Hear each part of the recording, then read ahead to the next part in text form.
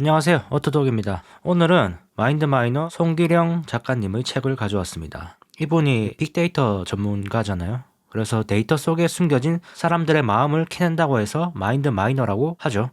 송기령 작가님 책은 거의 다 읽는 편입니다. 책이 일단 재밌어요. 재밌고 또 평소 일상생활에서 자주 보이던 어떤 그런 현상들을 이 책을 보면 왜 그런 현상들이 일어났는지 해설을 해주는 그런 기분입니다.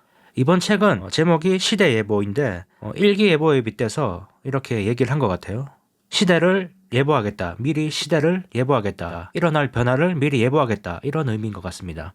현재에서 미래로 이어지는 이야기. 예를 들면 기상이변을 예고하는 거죠. 사막화가 진행되고 빙하가 녹고 호주에 산불이 나고 텍사스에 한파가 오는 이런 현상들을 우리는 지구온난화라고 이름을 붙여서 부릅니다. 이 책에서는 비슷하게 이런 현상들이 일어나고 있는데 이런 현상들을 핵개인의 시대라고 이름을 붙인 거죠. 그러면 이제부터 어떤 현상들이 일어나고 있는지 하나씩 보겠습니다.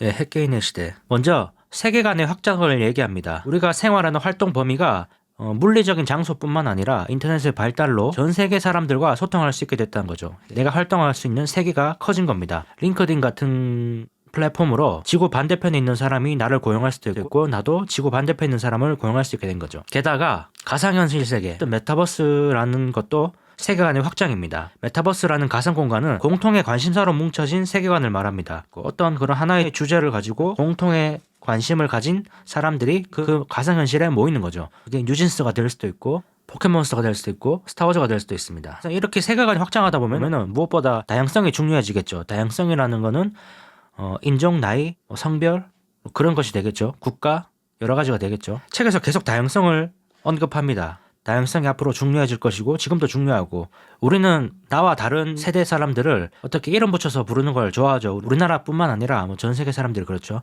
MZ라든지 X세대, 젠지세대 이렇게 나와 다른 이해할 수 없는 행동을 하는 세대들을 그렇게 이름 붙여서 부릅니다. 구분하는 거죠. 나와 다른 행동을 하는 세대들을 그런 식으로 구분을 합니다. 그런데 이렇게 세계관이 확장하다 보면 어쩔 수 없이 나와 다른 사람들과 함께 해야 된다는 거죠. 중요한 거는 다양한 사람들과 함께 해야 되는 이유가 사회적 책무나 어떤 그게 옳기 때문이 아니라 그 자체가 창의력을 올려주기 때문입니다. 뒤에서 말하겠지만 이제 단순 노동 같은 거는 AI가 다 알아서 할 겁니다.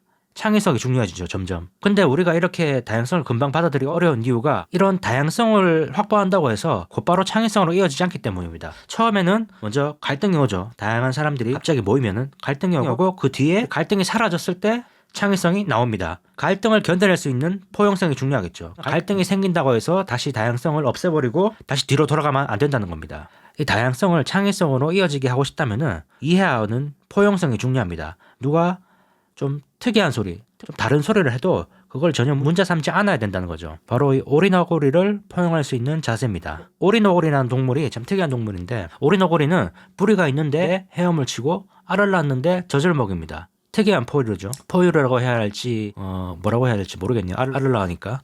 어쨌든 이런 오리너구리 같은 사람들을 앞으로 더 많이 만나게 될 수 있습니다. 세계관이 넓어지고 젊은 세대들과 같이 일을 하다 보면 그런 오리너구리들을 포용할 수 있는 자세, 그런 오리너구리들을 포용해야지 창의성이 발휘될 겁니다. 앞으로는 창의성이 중요해질 겁니다. 다양성이죠. 다양성이 중요해질 겁니다.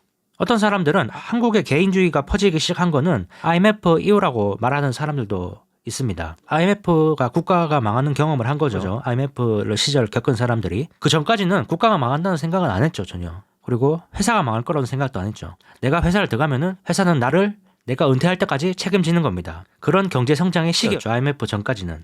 근데 IMF를 겪고 나서 회사도 망할 수 있고 심지어 국가도 망할 수 있다. 이 경험을 한 사람들은 어떤 생각을 하게 됐을까요? 믿을 건 나 자신뿐이다. 국가도 회사도 못 믿는다. 이런 생각을 하게 되실 수가 있습니다. 그것이 한국의 개인주의의 출발이었죠. 그런데 이제 그 개인들의 역량이 점점 커지고 있습니다. 유튜브나 웹툰 같은 것만 봐도 그렇죠. 옛날에는 만화 작가가 되고 싶으면은 유명한 작가의 도제 시스템 안에서 거기서 문화생으로 일을 하다가 어렵게 기회를 잡아서 출판사를 끼고 만화 작가가 될 수 있었습니다. 근데 요즘에는 바로 내가 능력만 있으면은 능력이 없어도 심지어 도전해볼 수도 있죠. 네이버 웹툰 같은 데서 도전 만화 작가 이런 걸로 바로 웹툰 작가가 될 수 있습니다. 중간에 어떤 그런 게이트키퍼 같은 시스템이 없어진 거죠. 방송국도 그렇죠. 옛날에는 내가 프로그램을 만들고 싶어도 만들 수가 없었죠. 중간에 방송사, SBS, KBS 방송사들을 승인해줘야지 방송을 만들 수 있었습니다. 근데 이제는 유튜버라는 플랫폼이 생기면서 중간 방송사를 끼지 않고 바로 개인 채널을 만들어서 방송을 할 수가 있게 됐습니다. 개인의 힘이 켜진 거죠. 기술의 발전으로 개인의 힘이 커진 겁니다. 이런 개인의 힘이 커지는 구조에서 권위주의는 힘을 잃게 되겠죠. 이전에 권위주의라면은 그 중간을 지키는 중간 관리자들, 만화 작가로 예를 들면 출판사가 힘을 가지고 있었겠죠. 그리고 방송을 예로 들면은 중간에 방송사가 힘을 가지고 있었겠죠. 그들이 권위자였습니다. 하지만 기술의 발전으로 개인의 힘이 커지면서 그 권위는 예전보다 힘을 잃게 됐습니다. 이 세계관의 확정이라는 거는 세계관이 확정되고 개인의 힘이 커지고 그 개인의 힘을 커진 세계관 안에서 발휘할 수 있게 되었다는 걸 의미합니다. 내가 의지만 있고 능력만 있으면은 나의 컨텐츠를 전 세계에 팔 수 있게 된 거죠. 기술의 발전과 세계관의 확장으로. 자, 두 번째 장에서는 AI의 출현을 말합니다. 이제까지는 개인들은 회사에 시간을 판 거죠. 내 시간을 제공하고 돈을 받은 겁니다. 회사에 9시에 출근해서 6시에 퇴근하는 게 시간을 파는 거죠. 근데 이제 이런 단순 시간을 파는 것은 AI가 하게 될 겁니다. AI가 제일 잘하는 거죠. AI는 퇴근을 하지도 않고 밥도 먹지도 않고 불평도 하지 않으니까요. 그렇다면 이제 개인은 뭘 팔게 될까요? 우리는 뭘 팔게 될까요? 책에서는 지능이라고 말합니다. AI의 도움을 받으면 개인은 할 수 있는 일의 범위가 넓어집니다. 지능을 마음껏 발휘할 수 있는 거죠. 시간이 아니라 지능을 팔게 되면은 앞서 말했다시피 물리적인 공간은 의미가 없습니다. 내가 어디에 있든지 인터넷만 되면 일을 할 수가 있죠. 내 지능을 팔 수가 있는 겁니다. 꼭 회사에 소속될 필요도 없습니다. 서울에서 뉴욕의 구성원들과 협업을 할 수도 있습니다. 이제 물리적인 공간은 말 그대로 베이스 캠프 정도에 불과합니다. 앞에서 말한 세계관의 확정이죠. AI의 출현은 개인으로 하여금 시간이 아닌 지능을 팔게 할 겁니다. 요즘 1인 창업이 증가하고 있죠. 1인 창업이 증가하는 이유를 책에서는 3가지 정도로 원인을 꼽습니다. 첫 번째는 자동화 비대면 기술의 범용화. 이를 자동적으로 처리하는 어떤 그런 기술들이 일반화되면서 1인 창업이 증가합니다. 두 번째 이유는 키오스크 같은 무인 서비스가 대중화되고 있습니다. 요새는 뭐 맥도날드나 이런 데 거의 다 키오스크가 있죠. 키오스크를 사람들이 많이 사용하고 익숙해짐으로써 굳이 사람이 없어도 매장을 운영할 수 있게 된 겁니다. 마지막 이유가 좀 중요한 포인트인데요. 마지막 요인은 바로 사람들이 이전보다 관계 맺기를 어려워한다는 겁니다. 배달의 민족이 처음 나왔을 때 배달의 민족이 성공할 수 있던 요인 중에 하나가 사람들이 이런 생각을 했다는 겁니다. 전화를 하기가 싫다. 전화를 하는 게 부담스럽다. 사람을 대하는 게 어려운 거죠. 그 사람들의 심리가 배달의 민족을 성공할 수 있게 하는 어떤 중요한 포인트였다고 말합니다. 그럼 AI가 이 문제를 어떻게 해결해 줄까요? 사람들이 사람을 대하는 게 힘들어지는 것. 이거를 AI가 해결해 줄 수 있겠죠. 키오스크만 해도 사람을 안 대하고 주문을 할 수 있게 해주는 거죠. 그냥 멀쩡한 사람도 대하기 어려워하는 세상인데 감정노동을 하는 사람들, 예를 들면 전화 안내원이라든지 치매 환자 노인이라든지 자폐아들 이런 사람들을 돕는 거는 더 힘들겠죠. 이런 일을 AI가 해줄 겁니다. AI는 인간이 아니기 때문에 항상 일관된 응대를 할 수 있습니다. 감정이 없기 때문에 오히려 더 섬세한 케어를 할 수 있다는 거죠. 앞으로는 이런 사람들을 돌보는 것도 AI가 더 잘할 겁니다. 이 AI는 화도 내지 않고 감정이 없기 때문이죠. 호텔 룸서비스 같은 것도 로봇이 하면 부담이 없습니다. 그리고 또 앞으로 AI 비서의 등장을 예고합니다. 이미 AI 비서는 거의 눈앞에 왔다고 볼 수 있죠. 챗GPT의 등장으로. 마이크로소프트의 코파일럿, 애플의 시리 같은 것에 인공지능이 탑재되면 분명히 비서의 역할을 할 수 있을 겁니다. 토니 스타크가 아이언맨으로서 활약을 할 수 있는 이유가 이 바로 개인 비서 자비스가 귀찮고 복잡하고 어려운 일을 대신 처리해주기 때문에 아이언맨이 활약을 할 수 있는 겁니다. 개인 비서가 대중화된 세상을 한번 상상해볼까요? 먼저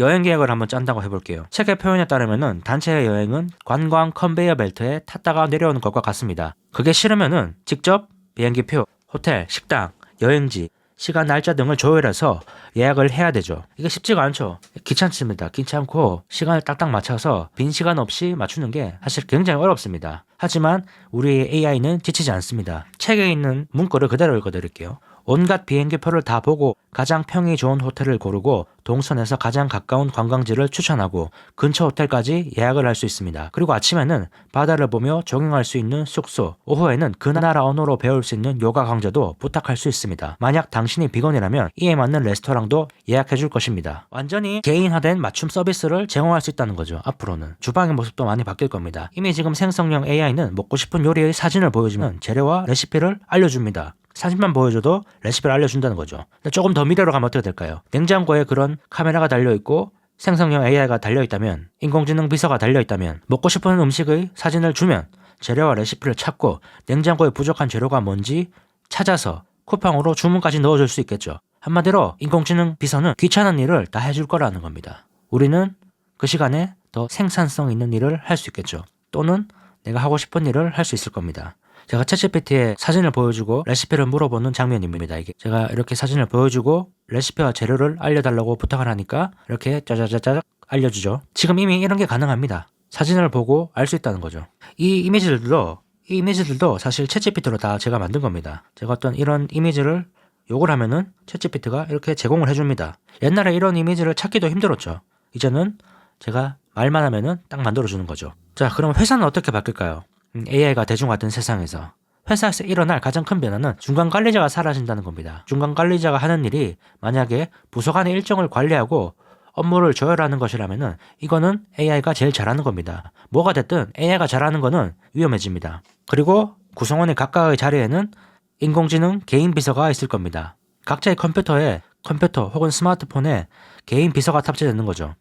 요즘 on-device AI라는 단어가 자주 등장을 하죠. 삼성이 올해 출시할 갤럭시에 AI를 탑재할 거라면서 자주 들립니다. on-device AI는 개인 기기 자체에 AI가 탑재되는 겁니다. 지금 챗GPT 같은 거는 제가 여기서 입력을 하면은 마이크로소프트의 클라우드 서버에 가서 거기서 컴퓨팅 파워를 사용해서 답을 다시 저한테 보여주는 거죠. 근데 이 on-device AI는 이 기기 안에 자체에 탑재되는 겁니다. 그러면 인터넷이 없어도 되겠죠. 내 컴퓨팅 파워를 사용해서 답을 내는 거죠. 더 놀라운 거는 나의 데이터를 학습할 수 있게 된다는 겁니다. 그러면 시간이 그렇게 계속 흐르면은 나의 사고방식, 나의 성격을 잘 아는 개인 비서가 탄생하는 거죠. 내가 대충 말해도 찰떡같이 알아듣는 개인 비서가 생길 수 있습니다.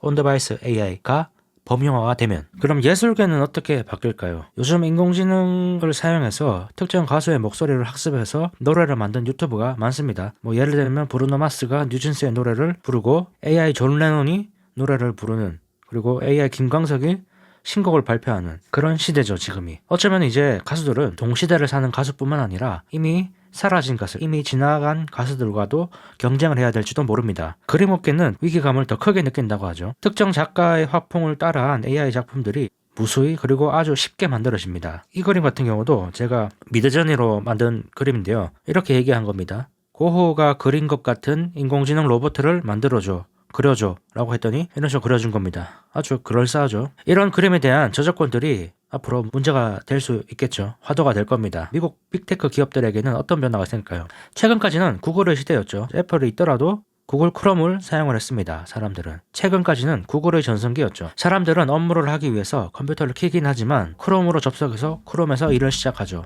자료를 찾는다든지 이런 거는 다 크롬에서 합니다. 구글 위에서 한 거죠. 앞으로는 이 개인 비서라든지 인공지능이 더 많이 생기면은 패권이 바뀔 수 있다고 책에 나옵니다. 이미 마이크로소프트는 파워포인트, 엑셀 같은 윈도우 오피스에 이런 기능을 탑재할 것이라고 예고를 했고, 윈도우에도 탑재할 거라고 했습니다. 윈도우를 켜서 크롬에 접속하지 않고 코파일럿을 켜서 내가 원하는 바를 바로 얘기하는 거죠. 채팅으로든 음성으로든 얘기를 하면 그 코파일럿이 대신 인터넷에 접속을 해서 그 자료들을 찾아올 겁니다. 이제 크롬으로 안 가고 윈도우에 머무를 수도 있겠죠, 사람들이. 이렇게 되면은.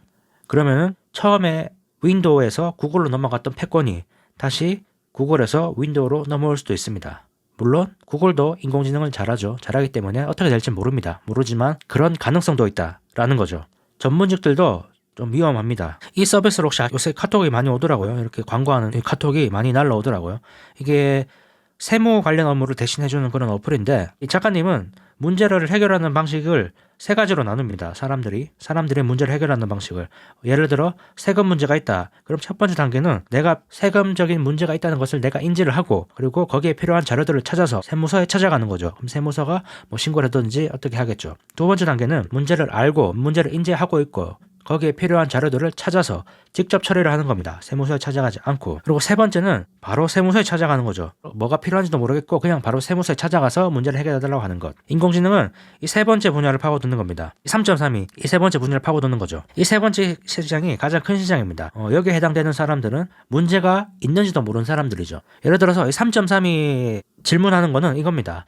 혹시 당신은 3.3%를 제하고 돈을 받습니까? 세금을 계산해서 돈을 받을 게 있다면 받아드리겠습니다. 한번 클릭해 보세요. 이런 식으로 고객들한테 얘기를 합니다. 이 문제를 모르는 사람들 같은 경우는 내가 3.3%를 제하고 돈을 받는 사실은 알지만 왜 3.3%를 제하고 받는지, 내가 돌려받을 게 있는지 모르는 사람들입니다. 그런 사람들은 이때까지 돌려받지 않았겠죠. 없는 시장이었던 겁니다. 근데 인공지능 AI는 이 시장에 파고들어서 그런 사람들한테 서비스를 함으로써 없는 시장을 만들어내는 거죠. 환급이라는 단어의 뜻조차 모르는 사람들한테 서비스를 제공한 겁니다. 이 부분에서 우리가 눈여겨봐야 될 점이 있습니다. 뭘까요?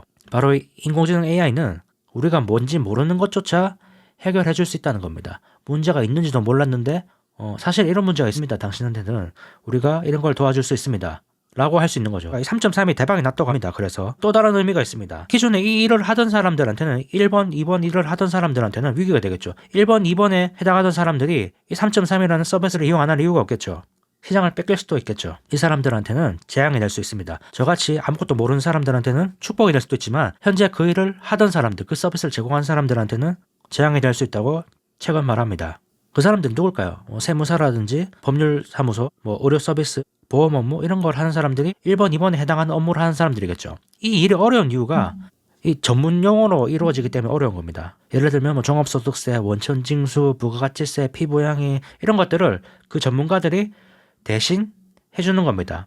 우리가 한글이지만 못 알아듣기 때문에 그 사람들이 번역을 해서 일을 해주는 겁니다. 근데 그 번역은 AI가 잘하죠. AI가 잘하는 겁니다. 영어를 번역해 줄 뿐만 아니라 이런 전문 용어들도 AI는 번역을 해줄 수 있습니다. 그런 어려운 단어들, 전문성 있는 단어들이 그 자체로 그 영역을, 전문가들의 영역을 지켜주는 어떤 울타리 같은 거였죠. 울타리 같은 거였는데 인공지능이 등장하면서 그 허들을, 그 울타리를 부셔버린 겁니다. 이제 전문 용어를 번역해주던 일을 하던 사람들은 앞으로 힘들어질 수도 있다고 책은 말합니다. 거기에 해당되는 사람들은 새로운 흐름을 읽고 새로운 기술에 적응해서 오히려 이런 도구들을 더 잘 사용할 수 있어야지 생존할 수 있을 겁니다. AI의 출현으로 가장 큰 변화는 아무래도 생산성 향상이겠죠.